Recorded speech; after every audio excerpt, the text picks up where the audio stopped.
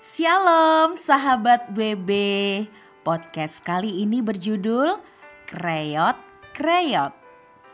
Sahabat WB, pagi itu Yanti bangun dengan suatu rasa yang berbeda.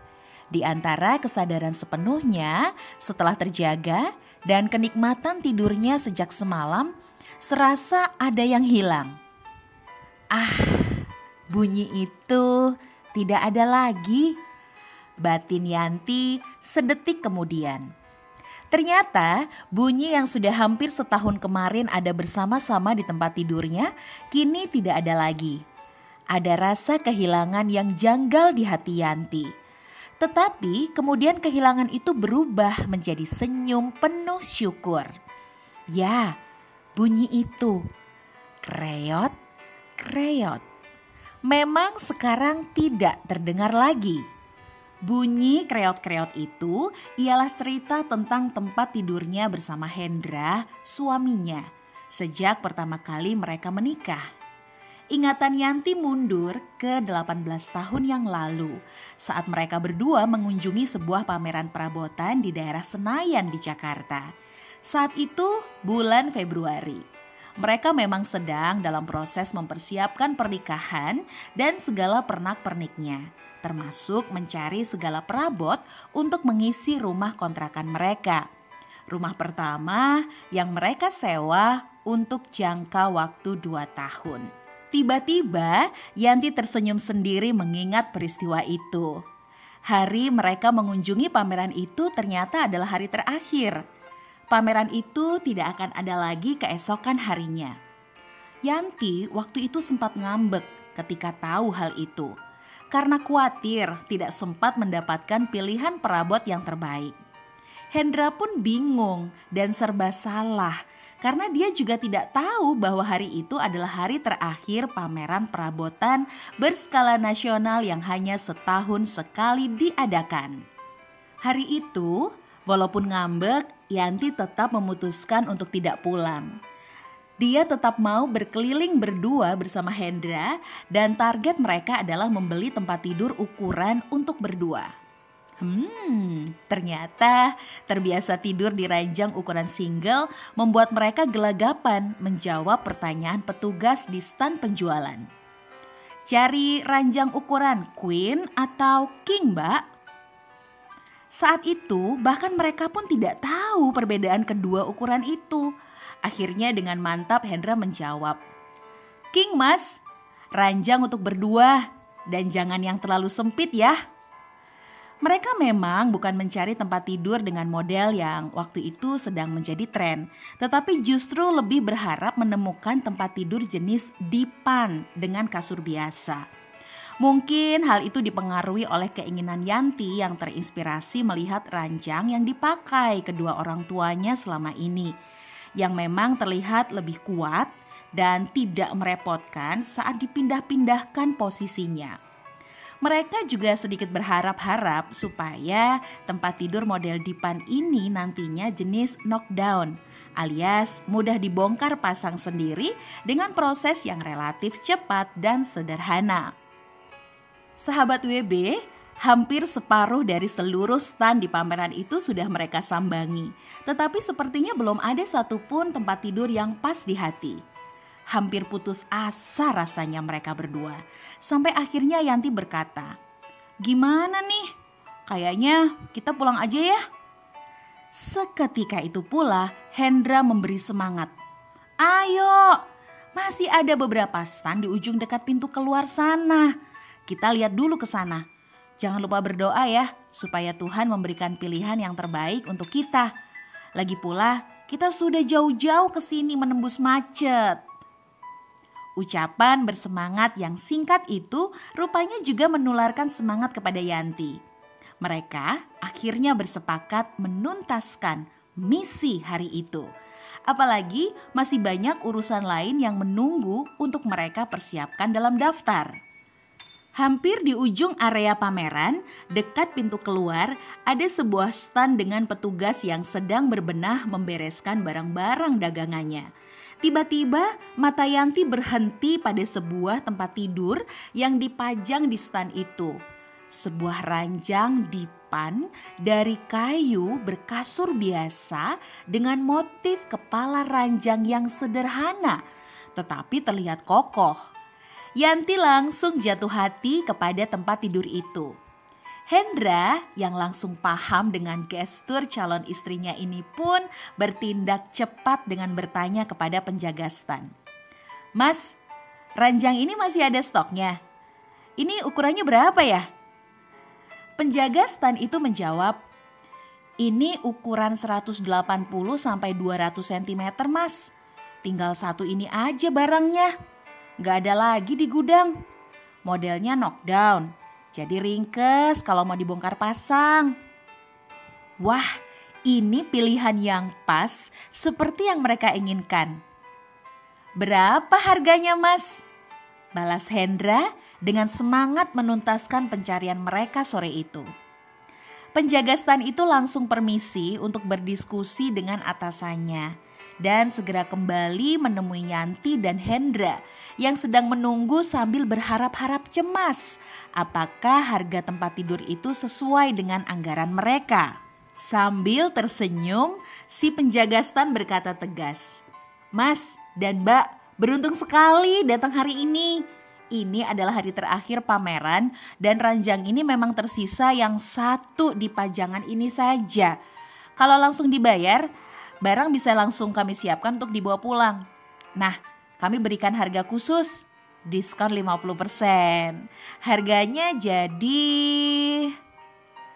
Hendra dan Yanti melongo mendengar ucapan penjaga stan itu. Mereka tidak menyangka bahwa kedatangan mereka sore menjelang malam di hari terakhir pameran itu, bahkan ke stan di ujung area itu tidak sia-sia. Selain segala detailnya pas dengan keinginan, harga tempat tidur itu setelah diskon adalah persis dengan anggaran yang telah mereka siapkan. Tuhan telah mempersiapkan segala sesuatunya dengan tepat dan sempurna. "Iya mas, kami ambil dan langsung bayar sekarang." Dan demikianlah kisah si tempat tidur yang telah menemani kehidupan pernikahan mereka selama 18 tahun ini. Senyum Yanti masih menggantung di bibirnya pagi itu, mengingat semua kejadian yang pernah mereka alami bersama si tempat tidur ini. Benaknya terbayang, dari 7 kali mereka pernah mengalami banjir, rasanya sudah 5 kali tempat tidur ini terendam banjir.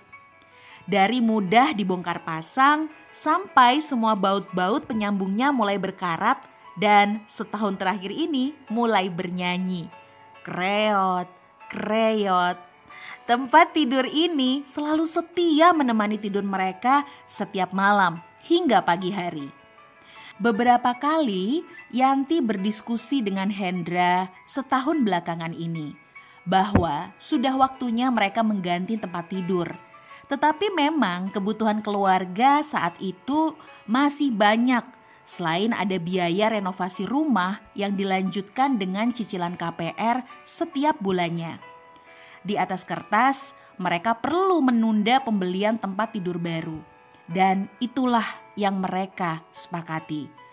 Belajar menikmati setiap harinya dengan tempat tidur yang ada di saat ini dulu. Seperti biasa, jika ada kebutuhan yang belum bisa dipenuhi, mereka menuliskan kebutuhan itu di daftar doa. Kali ini, kebutuhan tempat tidur yang baru pun masuk di daftar doa mereka. Apalagi nyanyian si tempat tidur ini makin sering terdengar menemani tidur mereka sepanjang malam. Seolah mengingatkan tentang usianya yang sudah tua. Sahabat WB, pagi ini nyanyian itu sudah tidak terdengar lagi.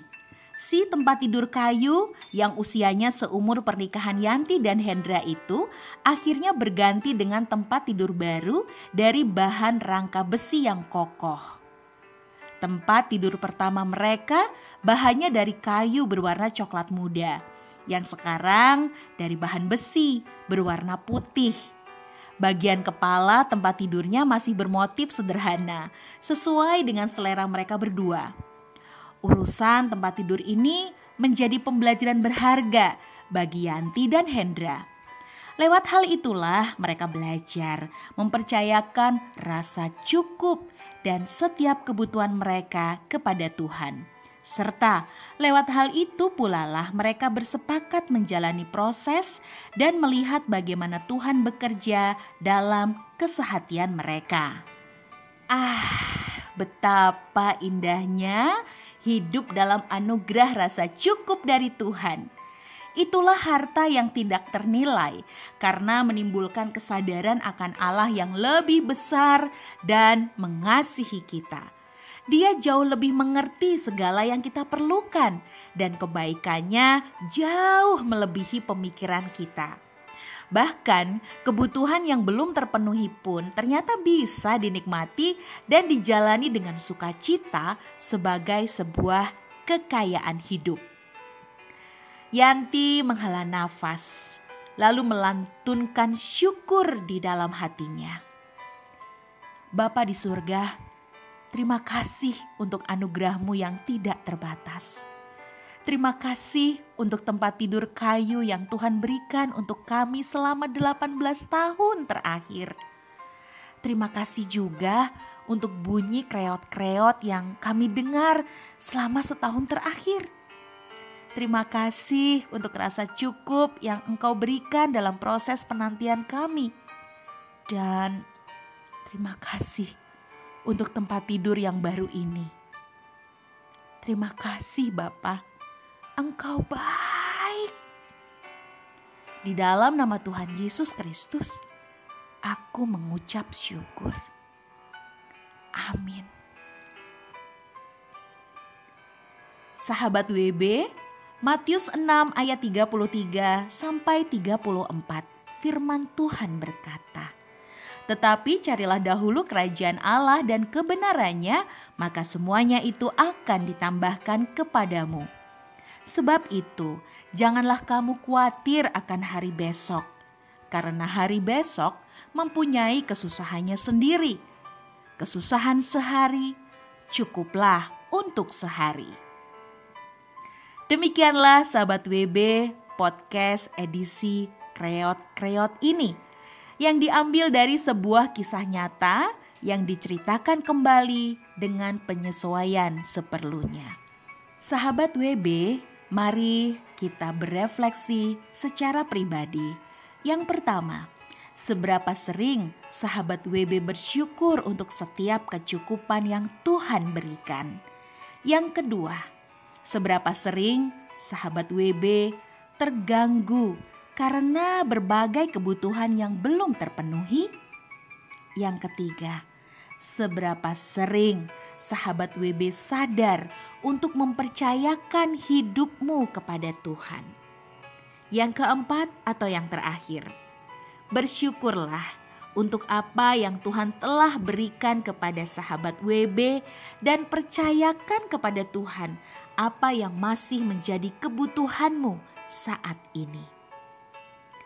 Sahabat WB, demikianlah podcast kali ini. Kiranya sahabat WB diberkati dan sampai berjumpa di podcast berikutnya. Tuhan Yesus memberkati.